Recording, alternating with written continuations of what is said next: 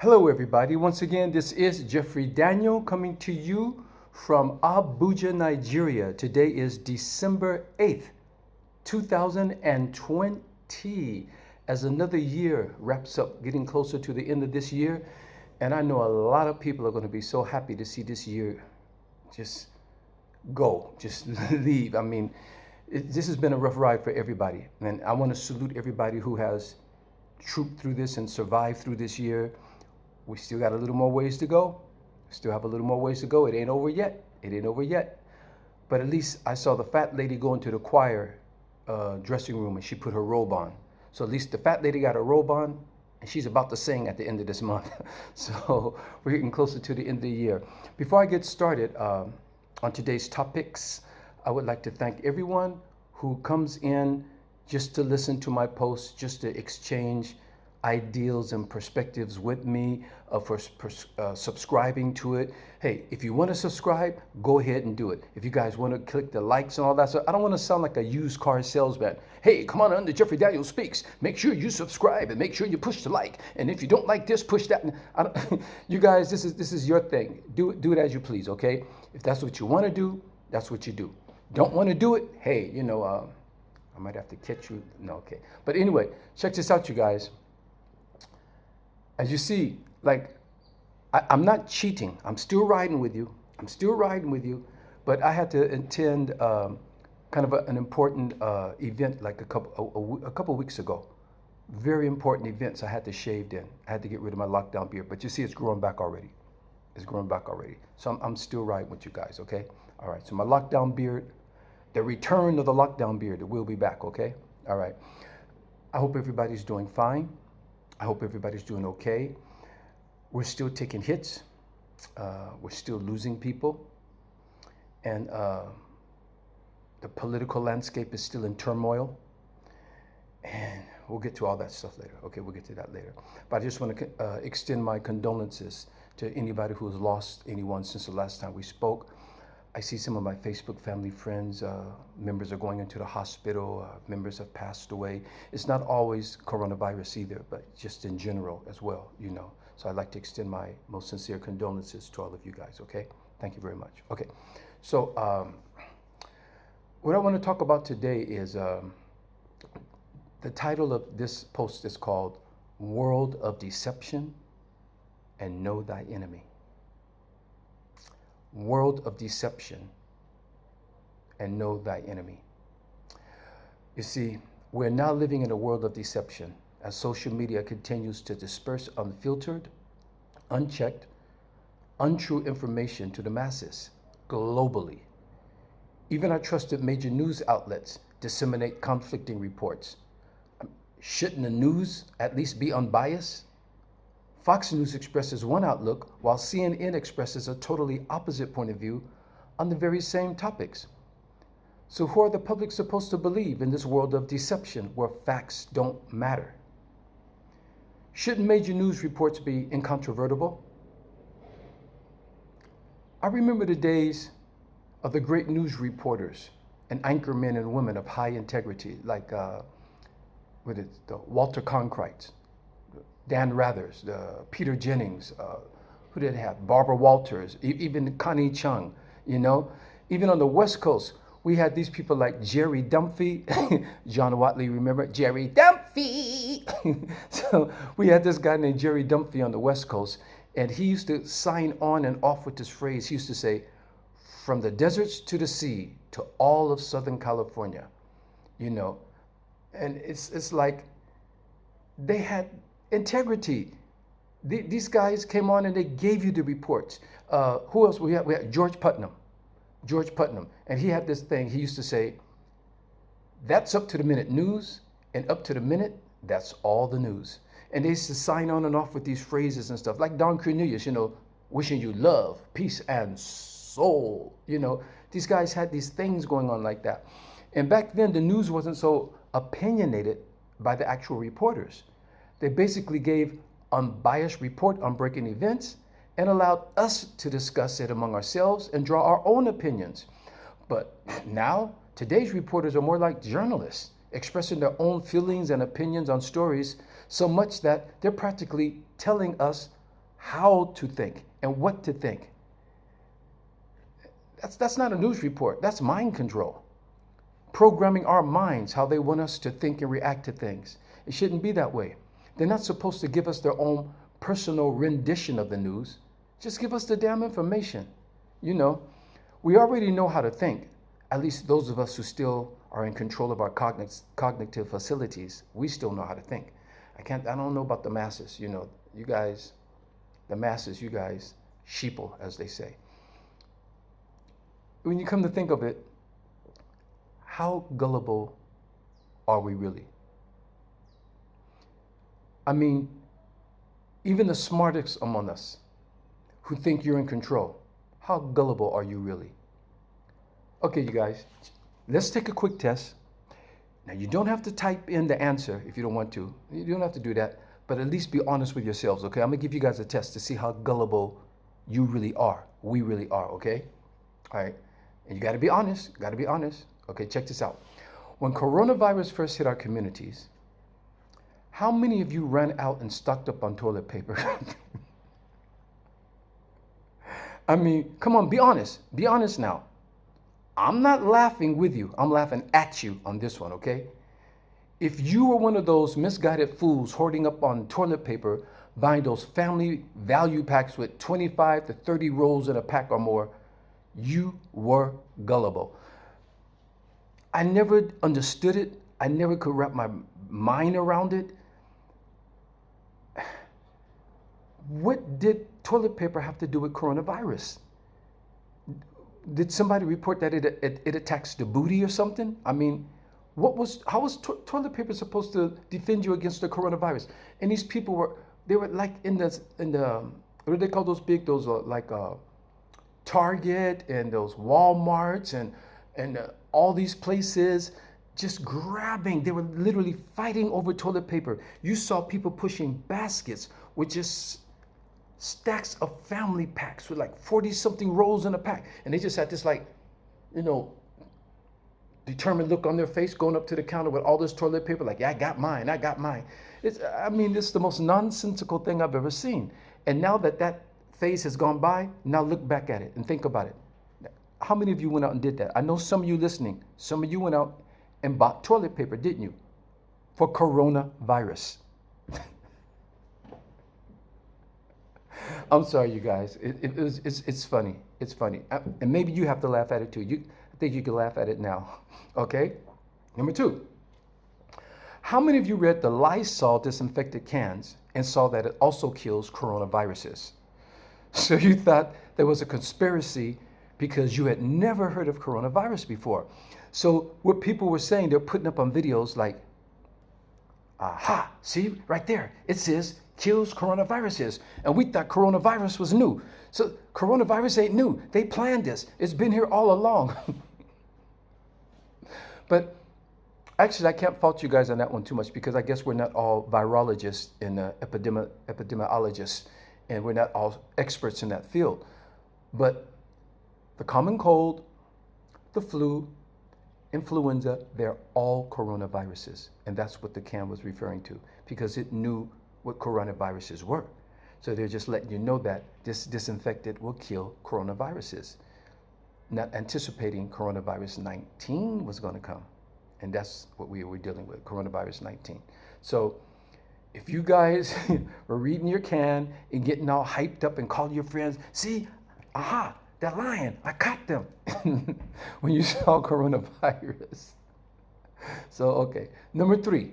Okay, I'm gonna move on with the test. Number 3. If I laugh at you guys, excuse me, okay? All right. How many of you stopped drinking Corona beer? How many of you stopped drinking Corona beer when coronavirus came out? And be honest. Come on, be honest.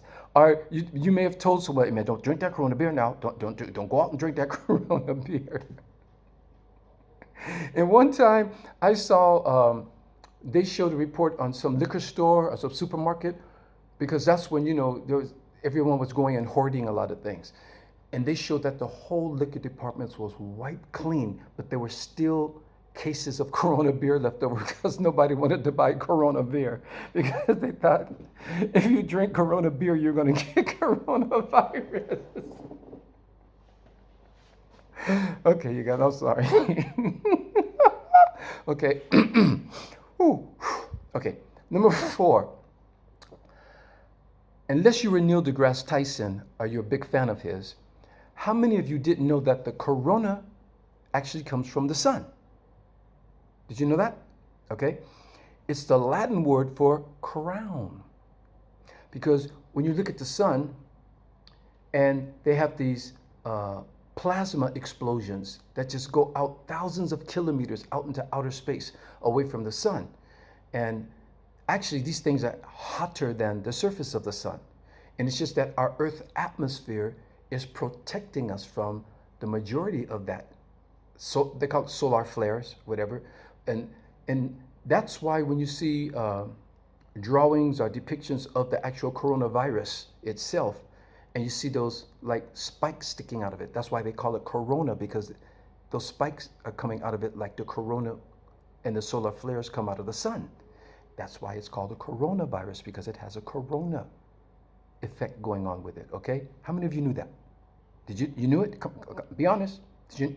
Okay, and I won't laugh at you guys about that one. That's kind of like, a geeky academic science thing right there. So there's nothing foolish about that.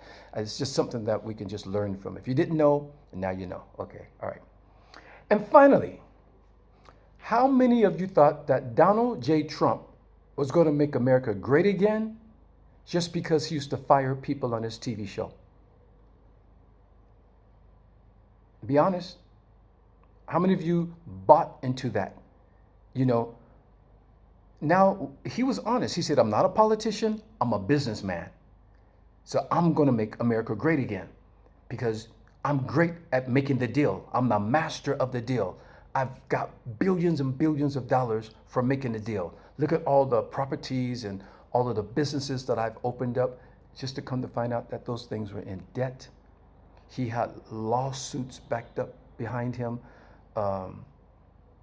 He paid off money, he owed money. And I'm not a Trump basher. I'm just sticking to the facts. I'm sticking to the facts, okay? So, but I can get it because it was like something new was coming on, something fresh, something different. He was going to clean the swamp. Clean the swamp. Not to mention that he actually created a whole new swamp. Now that needs to be clean, okay? So if you guys thought that Donald Trump was going to make a great president because he used to fire people on The Apprentice, you were gullible. Okay? So people, what we have to do now, we have to relearn how to think for ourselves. Use critical thinking. Question information and evaluate information, comparing it with other various objective sources. Don't allow anything to take you to the extreme left or to the extreme right. You'll balance out the truth closer to the middle 99.9% of the time. Now, this is not based on variables, but it allows critical evaluation to rule. And that's what I like to do. So whenever something hits me and it seems a bit extreme, either to the left or to the right, I don't want to be an extremist in either way. But if you'll find a piece of truth here, a piece of truth there. Now you go to outside sources, and now you start trying to research and ascertain the truth of the matter. And you'll find it close. It might not even be exactly in the middle, but it'll be a little closer to the middle than it was to the right, or a little closer to the middle than it was to the left. And that's where you find the truth in almost every matter. And I'm talking about religion. I'm talking about science. I'm talking about practically any subject that's debatable or controversial or so you guys need to look into that. Always try to balance things. Don't be an extremist. And if people thought that way, we wouldn't have extremist racial people. We wouldn't have racial extremist people. We wouldn't have financial extremist people. We wouldn't have whatever extremists are going on. No one should be an extremist on anything. Even love. I mean, we should all love and share love, and we should all be connected with a universal love. But even when love gets extreme, that leads to other things. So nothing should be taken to the extreme. So check that out. Now, as I said before, the title of this is called World of Deception and Know Thy Enemy. Do you know who your real enemies are? It's really sad to see how badly the American political landscape has deteriorated, primarily due to the lack of concise and responsible leadership from the very top. So now we have to repair the divided states of America, and that's where we're at now. America is very divided right now, and it's getting worse. Even though they brought in a new president-elect and vice president-elect, and it looks very optimistic from this point. It looks like things can get back to, I wouldn't say back to where they were, back to normality, but I would hope that things could return to an even better platform than what we had before Trump came into office, okay? That's what I'm hoping for. Republicans, I'd like to speak to Republicans now. Remember I told you guys before, I am not a Republican basher. I'm not a Trump basher. I don't want to bash anybody, but I want to deal with the truth. Even if we have uncomfortable truths, let's deal with these truths, okay? So Republicans, Democrats are not your enemy. They're just your fellow American citizens who are supporting the politicians in the other party. They're not the radical left as Trump labels them. No, they do not want to burn down your towns or your suburbs. That's not what Democrats want to do, okay? So you guys need to get over the foolishness and put that behind us. Even if you fell for it for a while, if you were drinking the Kool-Aid for a while, put down that glass of Kool-Aid, you guys, and let's get back to being more civil, a little more human with each other. Let's get a little more empathetic with each other, you guys, because the road that things are going down now is getting more dangerous the further we tread down that road, and we got to reverse that. Democrats, okay? Republicans are not your real enemy, even though you have witnessed extreme behavior towards you from some of them. And please keep in mind, as I always repeat, not all Republicans are racist. Being a Republican does not make you a racist, so let's get that clear. But we have seen a surge of extreme hate groups flying the Republican banners, as well as the Confederate flag, supporting Trump, or 45 as they affectionately call him. But you'll be surprised to find that these extremists only constitute a small minority within the Republican Party. There are a lot of good Republican people out there that just hold a different view than you. And they don't necessarily subscribe to Donald Trump's personal views, but they're just sticking with the views of their Republican Party. So we have to stop looking at each other as enemies. Yes, you're in rival political parties, but that doesn't make you enemies because you're supposed to be collectively Americans at the end of the day, you see? So, and, okay, so even though we witness enough of these extremists to make threats and try to intimidate Democrats, but there were not enough of them to save Trump's ass from being booted out of the White House come January 20th, 2021. They couldn't do that, but they can show up Proud Boys and Wolverine Watchmen and Boogaloo Boys movement and all this stuff, and they can come out and intimidate, they can bring their weapons and stuff like that, but they couldn't save Trump's ass, which just goes to show you that, there are some good people in the Democratic Party, so not all Democrats are, not all Republicans. Not all Republicans are bad people. So don't think that. And Republicans, don't think Democrats are bad people. You all are just have opposing ideologies trying to reach the same goal through your own separate paths, I guess it's incongruous, So anyway, I just want to say this to our Republican friends. If Resident Trump, Mr. 45, doesn't give a rat's ass about the politicians in his own administration, turning on them, calling them abusive names if they don't do his unquestionable biddings? How can you possibly fathom that this same man cares anything about your patriotic asses other than getting your votes and keeping him in the White House? And you have to ask yourselves this question. I'm talking to Republicans. He went from President Trump to Resident Trump. His eviction papers have been served. So, I mean, you have watched him turn on and attack some of his closest constituents publicly. And you cheer him on as if he's exhibited a limit to his rage of attacks. He has no perimeter. Everyone is subject to his attack once he sees that you don't kowtow and follow his orders, no matter how unconstitutional or criminal they may be. But if you don't abide by his tyranny, the guy just turns on you. Talking about he doesn't really know you that well, and you're not really this, and you were never this and that. I mean, we just never seen this kind of behavior come from not just the president, but I don't think any politician of merit. If it was a mayor, a senator, governor, I don't think we've ever seen this kind of behavior come from anyone like that. He just brutally went after the Republican governor and Secretary of State in the state of Georgia because they helped to recount the votes for him 3 times. And they're Republicans and they support him legally, but they refuse to illegally throw out Biden's winning votes. So now they're receiving death threats and demands that they leave their sworn-in positions in government. Trump is not a king or a tyrant that he fantasizes he is, you guys. This guy has got to get over himself, and you guys have got to get over it too.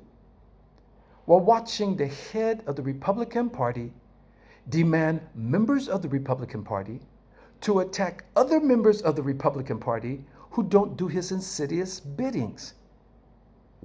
That's deep. Stephen King couldn't even write this. He could, what's his name? Rod Sterling on The Twilight Zone. He couldn't even have written a script like this, you guys. So right now, in real time, going into the holiday seasons, Americans are being evicted from their homes. They're standing in food lines and watching their jobs and businesses close down while their president is too preoccupied scrambling from state to state, still trying to overturn the election that he lost.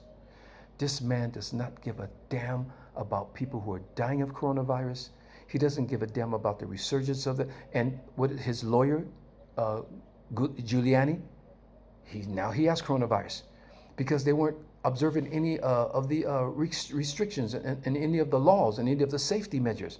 So one by one, practically everybody close to him and in his circle has come down with coronavirus because they're going out there laughing at Joe Biden for wearing a mask, mocking other people for wearing masks. They were just making fun of it while people were dying, you know? And so they're all now, what's his name? Giuliano, his personal lawyer, he's now in the hospital with coronavirus, as Trump was at one time. He got out of there too quick. Let's see how quick this Giuliani guy gets out of it. This is Giuliano, whatever his name is. Let's see how quick he recovers from this, because I think something's fishy going on. Because Trump, even though when they said that Trump, when they finally diagnosed him with coronavirus, if any of us get coronavirus, don't we have to quarantine for at least 2 weeks? Trump got it on a Friday. He was out on Monday back at work again in the White House. So something was fishy about that and how quickly he recovered. Unless they got some miracle cure that they're hiding from everybody, or unless he really didn't have it. I don't know, and I don't want to start no conspiracy, but something very strange was about that. So let's see what happens with this Giuliano guy. Giuliano, whatever his name is, okay. So, here's one thing for sure, okay? When Trump leaves the office of the presidency, he will leave behind a legacy, as every president does. But his legacy will be the Twitter commander-in-chief, the fake news administration, and keep repeating a lie until it becomes the truth president. That's going to be his legacy. Let me repeat that again. The Donald Trump, 200 years from now, 50 years from now, 150 years, 200, 500 years from now, when people look back at the past presidents of the United States of America, they're going to read that Donald J. Trump's legacy was that he was the Twitter commander-in-chief, the fake news administration, and the keep repeating a lie until it becomes the truth president. That is Donald Trump's legacy. Okay, let me get a sip real quick, you guys. Sorry about that.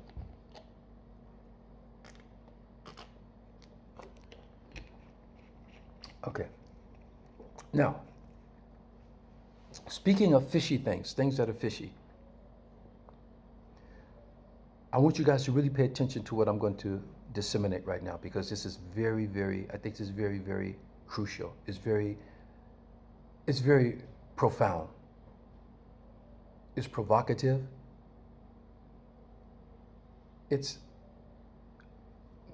I'm trying to find a word for this. But I want you guys to listen to this next portion right here, where I'm about to go into. Check this out.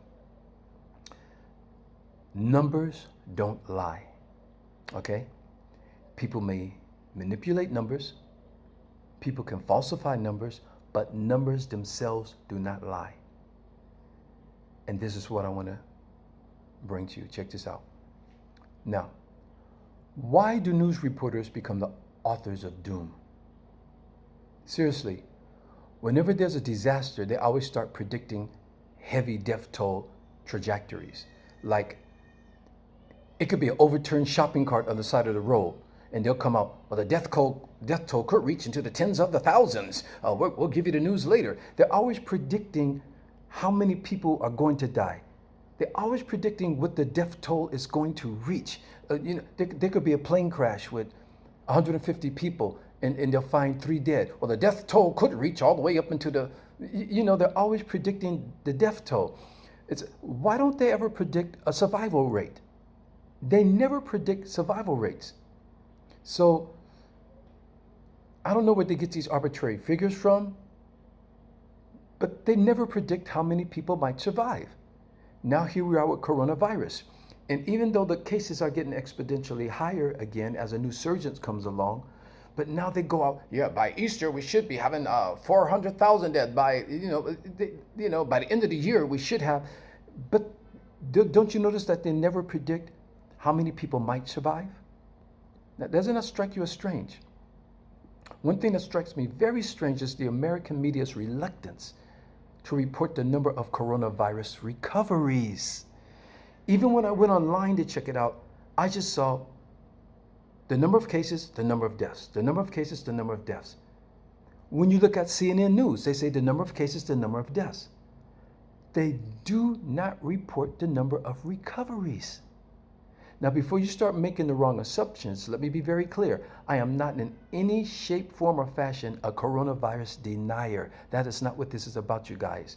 I extend my most sincere condolences to all the family and friends who have lost anyone to this horrible pandemic. This is a real crisis. But this virus, however it got here, is real.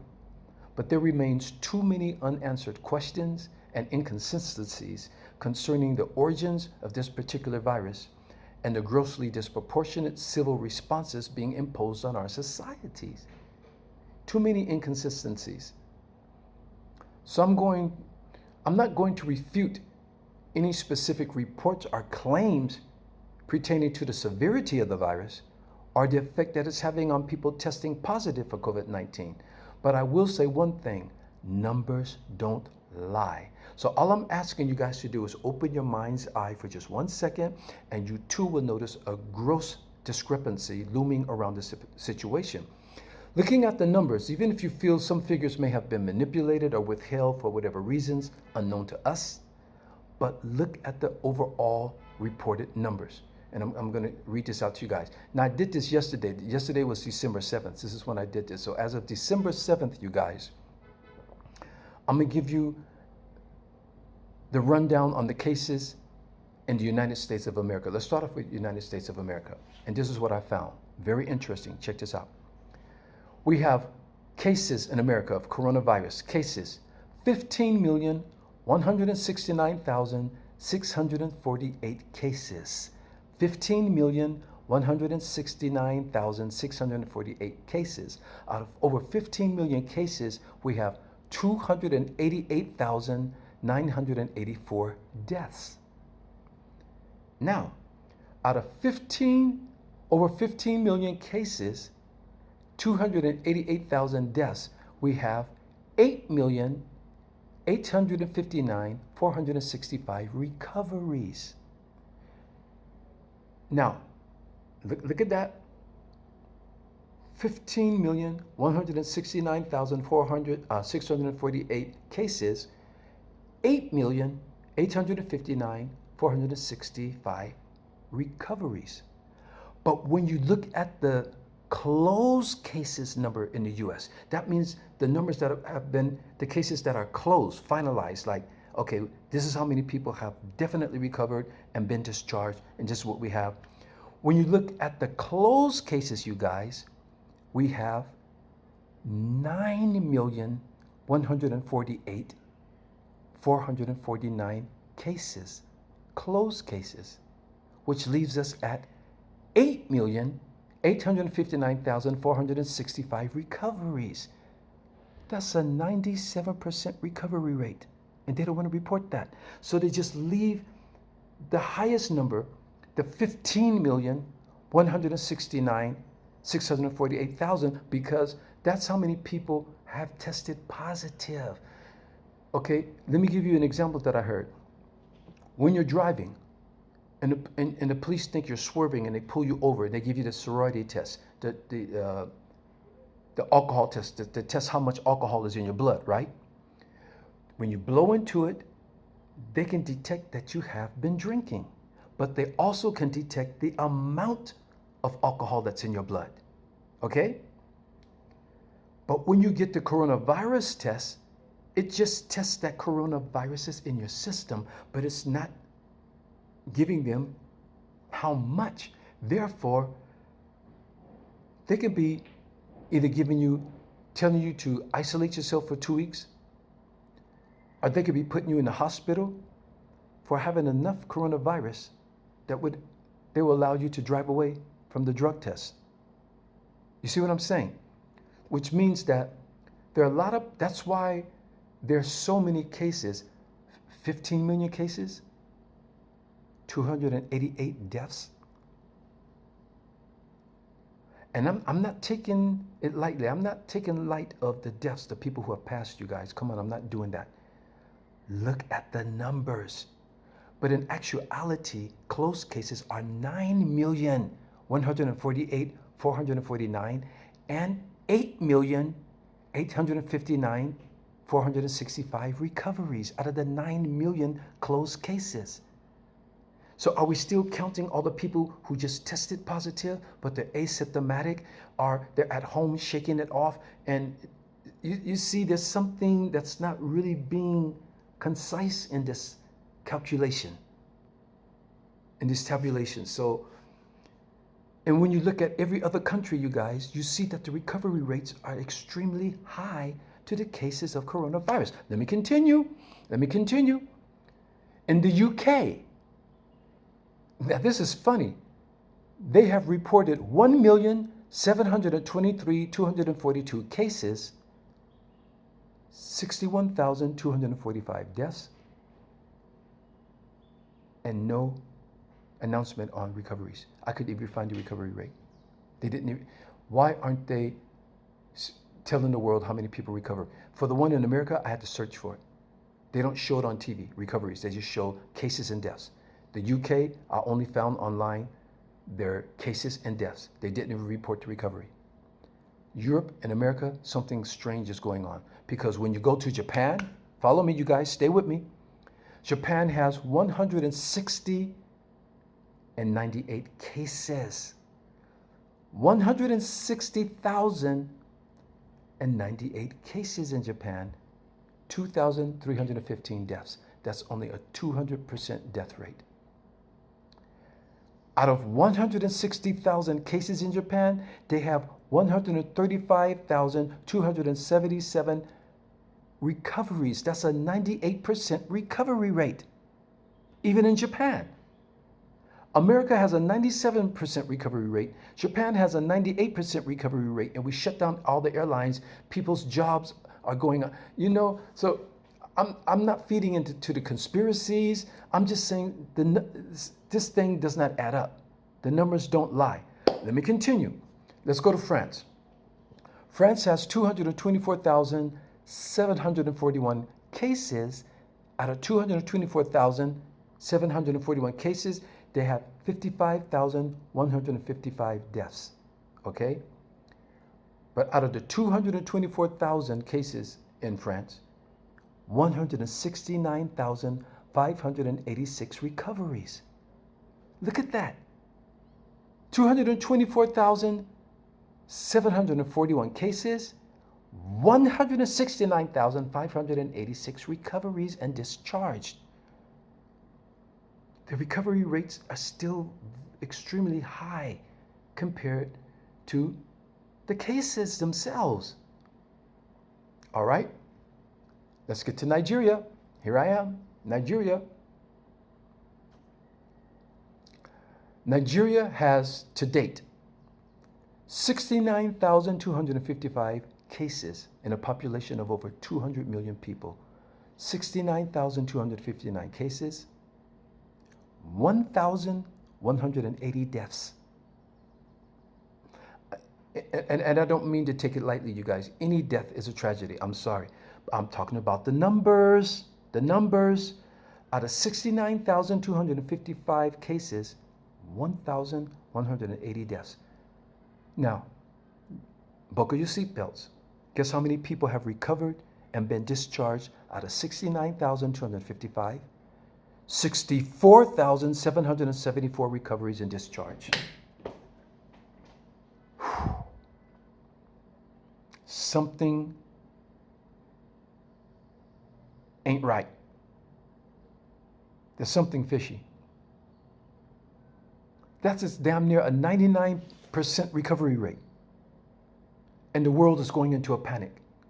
Something ain't right. I'm not even going to get into that. Well, they're doing this because they want to force us to take the vaccines, because they want to control us. Okay, these are conspiracies because we don't know. We don't know. Okay, let's go to global. And I'm going to wrap this up, you guys. As I say, numbers do not lie. People might, you know what? Let's give or take that some numbers might be tweaked here and there for whatever reasons, because they want more cases, or they want to seem like there's less cases. Somebody was saying that, oh, well, actually there's more people died in Nigeria, but they're not reporting all of them, and blah, blah, blah. But why aren't we seeing people dropping dead in the streets? Why aren't we seeing hospitals overrun with patients? Or if people are just sitting at home dying, how come funerals parlors aren't suddenly just piling up with a lot of bodies or something? So, and give or take, the numbers might not be exactly accurate, but where they are conservatively, they're close to home. Okay, let's go to globally, and I'll wrap this up. Globally, as of yesterday, December 7th, we have globally 67 million. Remember, there's 8 billion people on the planet. About 8 billion people, or over 8 billion people on the planet. Out of 8 billion people, 67,762,538 cases worldwide. Out of that 67,762,538 cases, we have 1,547,368 deaths. Out of 67 million, getting close to 68 million cases, we have over 1.5 million deaths. Globally, they're reporting the recovery rate out of over 67 million, 46,878,251 recoveries globally. Now, when you look at the over 67 million cases and the 46 million, almost 47 million recoveries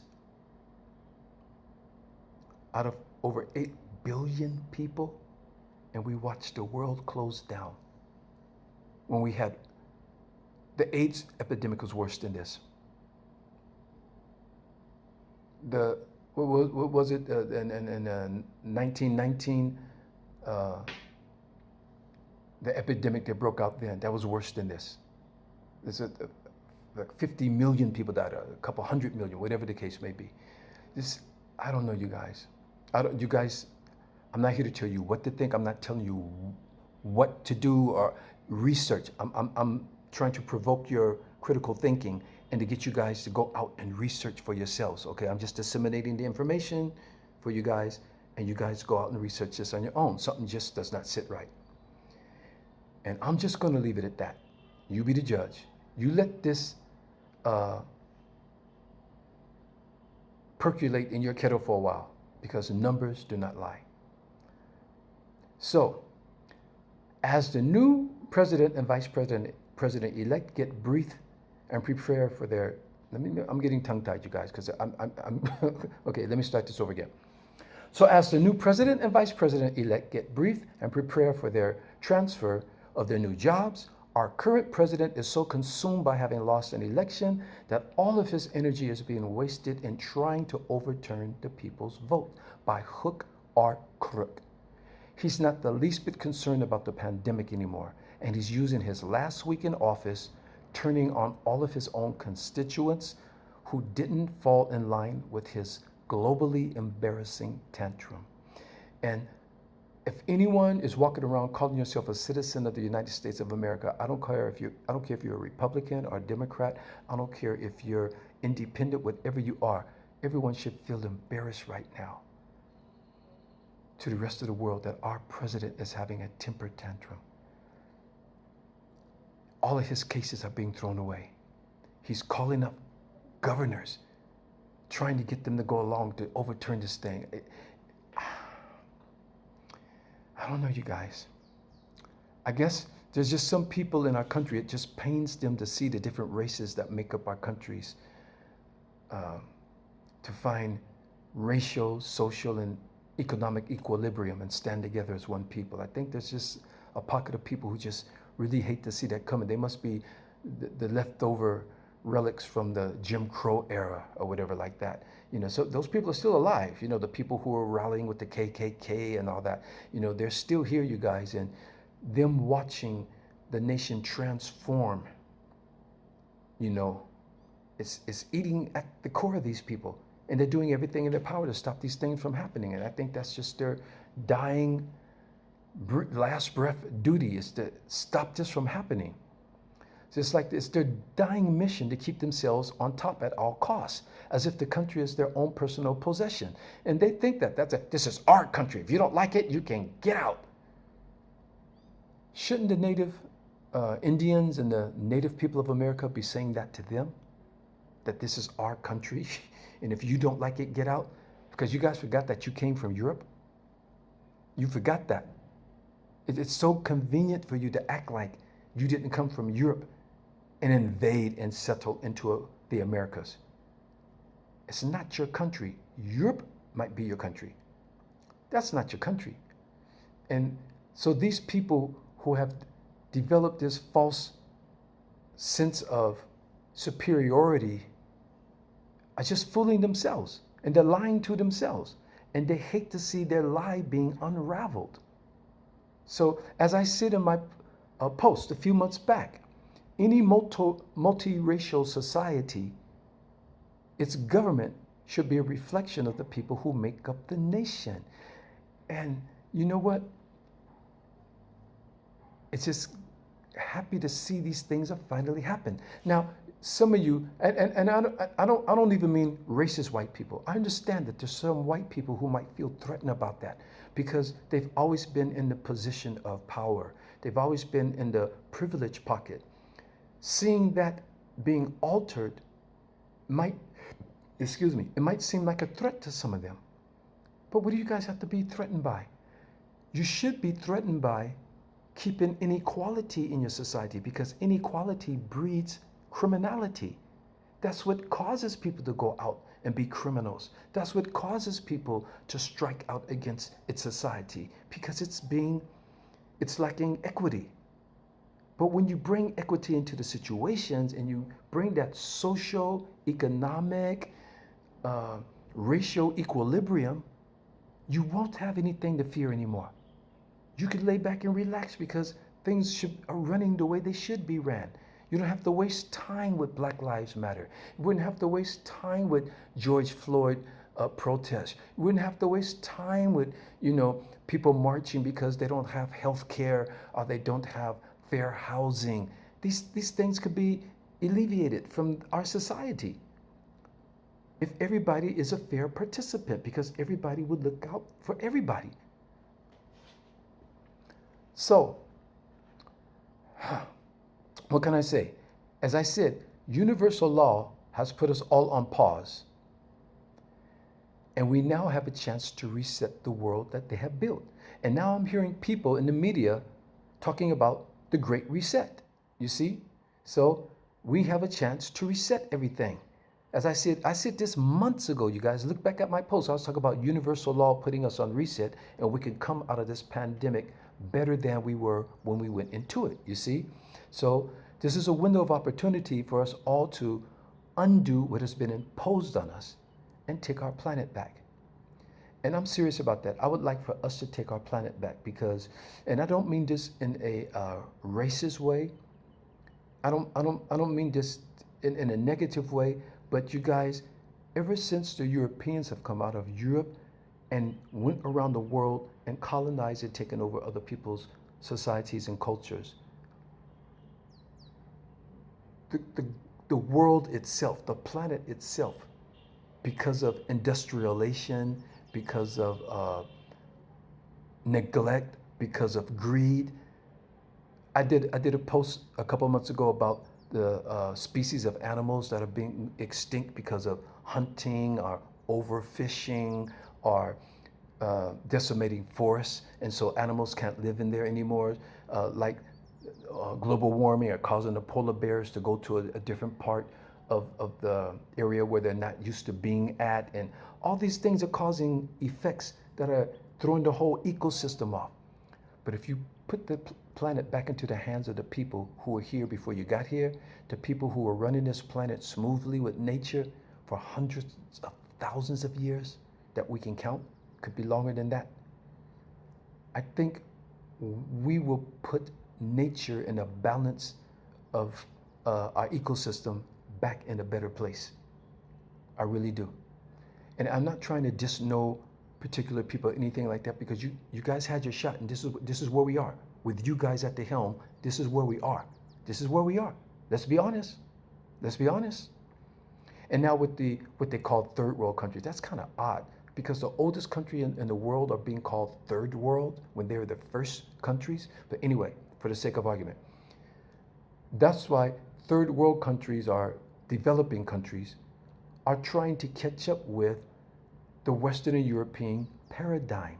They're trying to build their cities the way Europeans build their cities. They're trying to build their infrastructures and manufacturing the way they do. And I think that's a mistake. I think we need to find our own way of doing things that is conducive to the environment, that is conducive to nature, that is conducive to humans, what we inhale, the pollutants and the toxins that are getting into our lungs and weakening our immune systems, giving us cancers and leukemias and all these deadly diseases that we're coming down with, you guys, respiratory problems and stuff, so think about it. As I say, I'm just trying to provoke your thought patterns, you guys. We need to take our planet back. Now, excuse me, let me get, because I'm really getting winded with this, you guys. I'm into this. I'm into this. The Pop Along Kid is popping off, you guys. So let me continue. So as I said, I think any multicultural society, its government should be a reflection of the people in its society. And it's happening. It started with Barack Obama being the first, let's say the first president of color in modern American history. Okay, let's say modern American history. Now Kamala Harris will be historically the first female vice president, as well as the first vice president person of color of the United States of America. So she's going to pin down a couple of historical points all in one blow. She's going to be the very first female vice president of America and the first vice president of color in the United States. Now, I know we like to see more people of color in the government, but people, please stop trying to put pressure on Joe Biden into just sprinkling colors across the board like it's a pack of Skittles. Oh, coincidentally, today they just announced that he has put forward a black man to be head of the Pentagon, of the American military, and that's going to be another first if they accept him and he goes through. So Joe Biden has just put up for a black man, he's a former general, to be the head of the Pentagon, the American security system, you guys. That's another first. So it's starting, these things are starting. And I said this months ago, any multiracial society should reflect its citizen, you know, the government, I mean. Any multiracial government from any nation should reflect its citizens. And this is just what's getting ready to happen, you guys. And it seems like Biden has that vision. Biden has that vision. And I know it's going to be those pocket of people, you know, why did they have to put blacks there? Why do they have to put Latinos there? Why do they have to put Asians there? Why do they have to put Europeans there? Okay, so I'm sure that it's going to be carefully fulfilled and predicated by merit and qualifications, not just because. So just don't put people in color there just because. And with Biden, we're seeing a racial diversity in his administration already.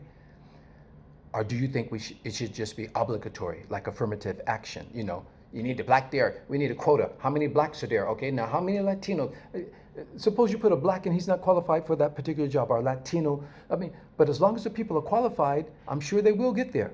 Because now we got people who see the future. And they're allowing it to happen, you guys. Let's let it happen the way it should happen, not just because. That's what I'm saying, okay?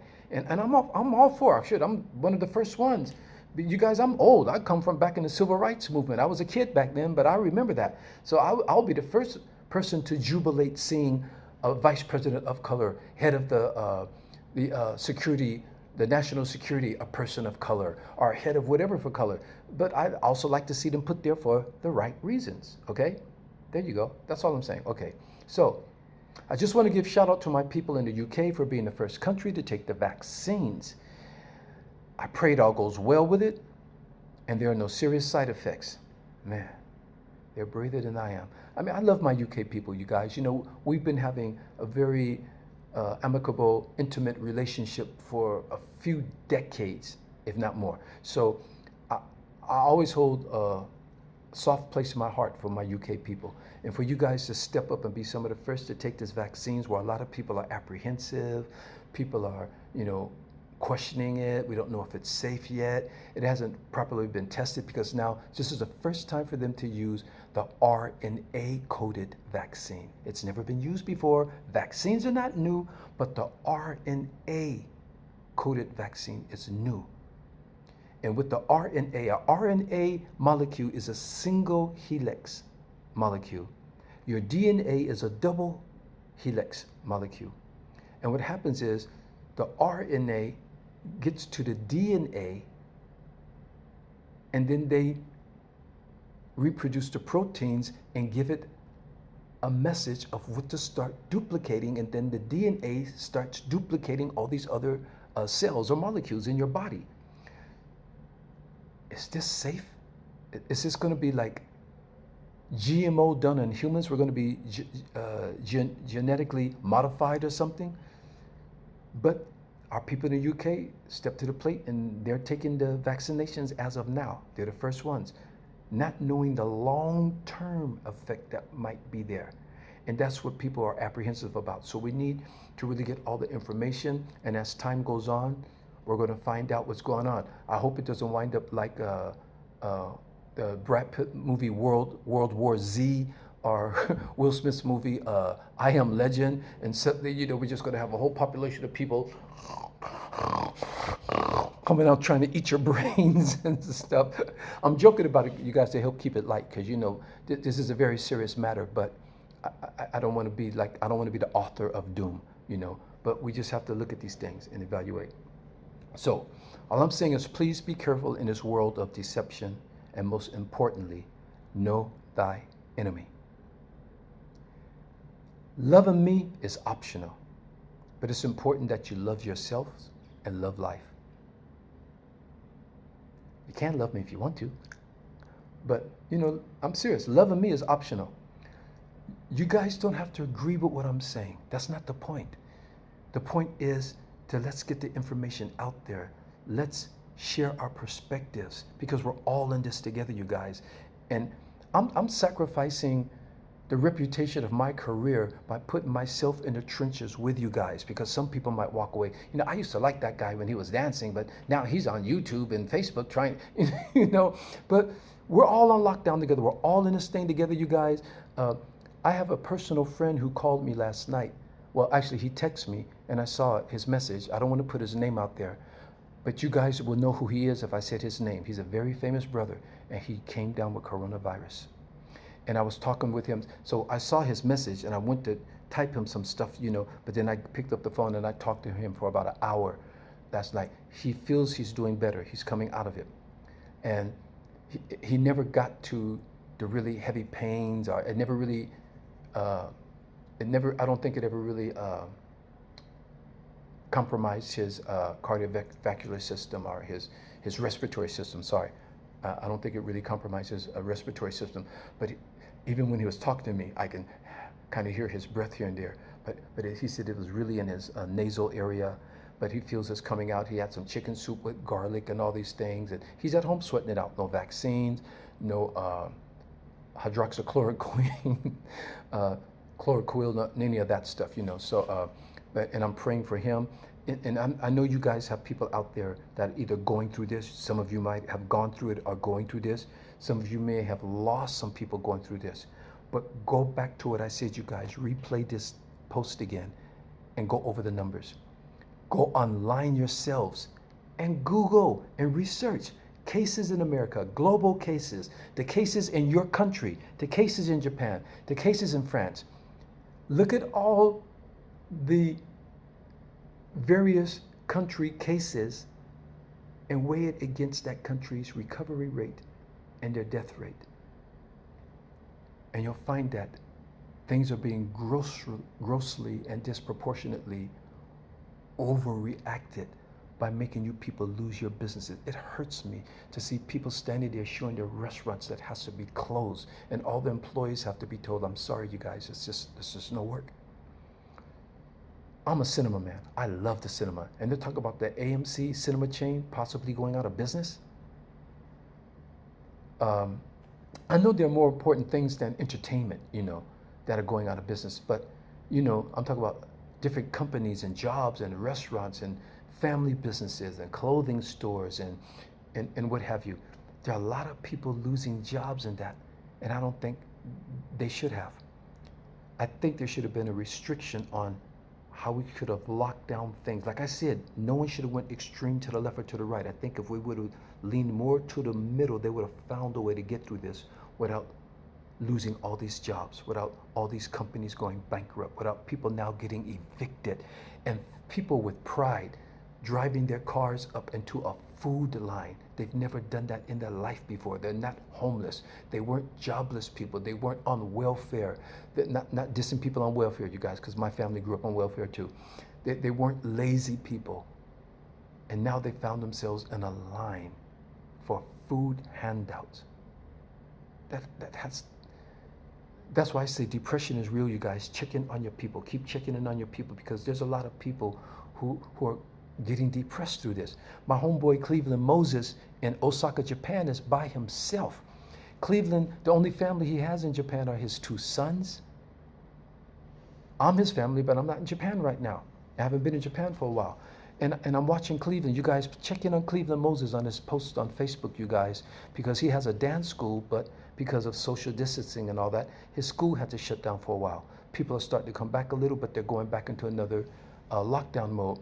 And Cleveland is there by himself. So check in on my boy, okay? Cleveland Moses Jr. You guys know him from Soul Train. You look for him on Facebook, you guys. Just send him some love from time to time, you guys, because he's over there by himself. And I'm listening to some of his posts, and I'm not trying to out him or embarrass him, but some of his posts are kind of making me concerned because I can see the loneliness in his posts, and I hope he doesn't fall into depression.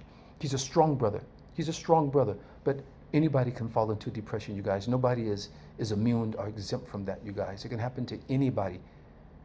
I'm in Nigeria, but my family are all in America, except for now the family I have now here and the families that I've made here. But the people that I grew up with, you know, they're all over there.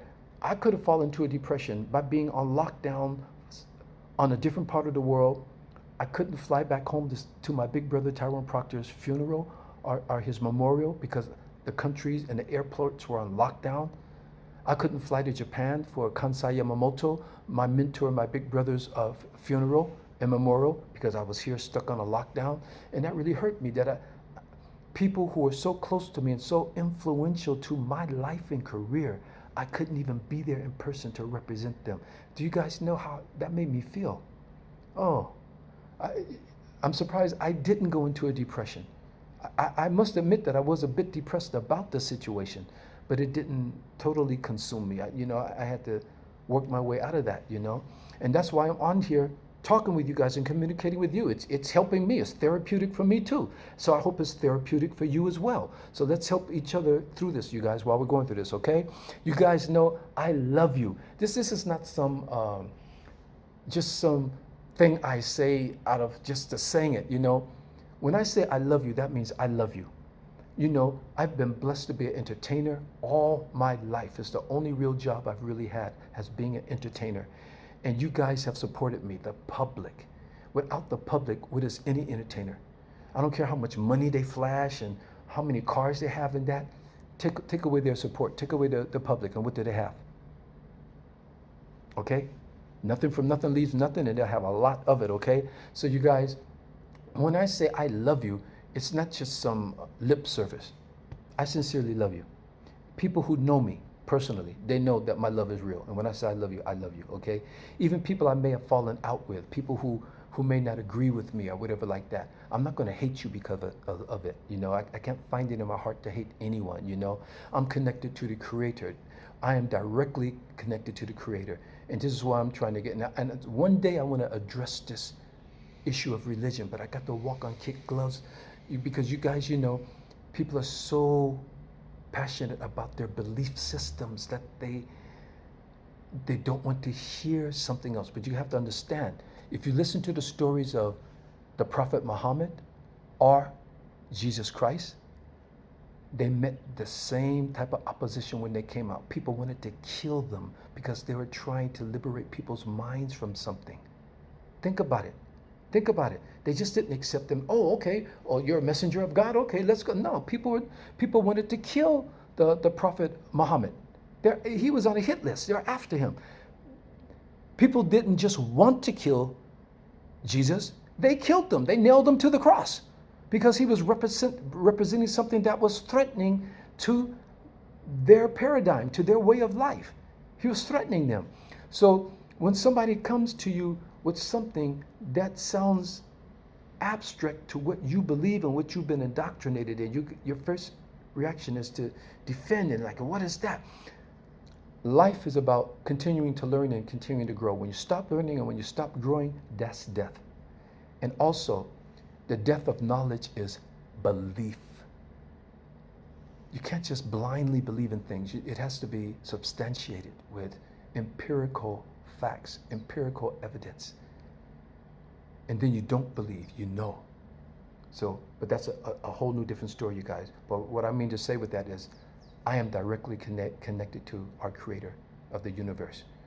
We are all connected to it. Some people don't see it that way. Some people don't even know it. Every galaxy, every planet, every star, because we're made up of the same things that the stars are made of. All those elements are in our bodies too. So it's a collective thing. It's not just us on this planet and that's outer space. No, we're in the middle of outer space. We're in inner space. We're part of space.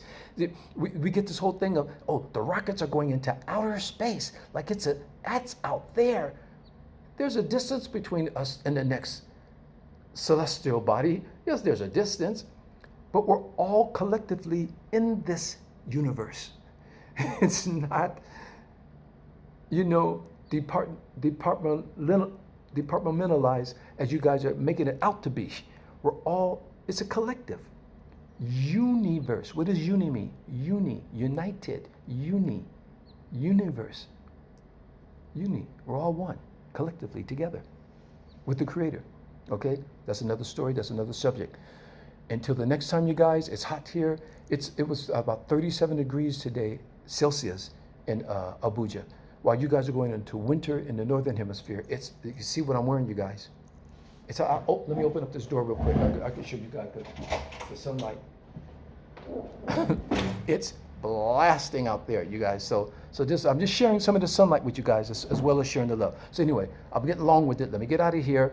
As I always say, spread the love, make love great again, because when we make love great again, we will all be great, and we all got to get back to the world. We got to take it back to the world, okay? Until next time, you guys, be careful of this world of deception and know thy enemy. The government is your enemy, not the Republicans, not the Democrats. The government, that's your enemy.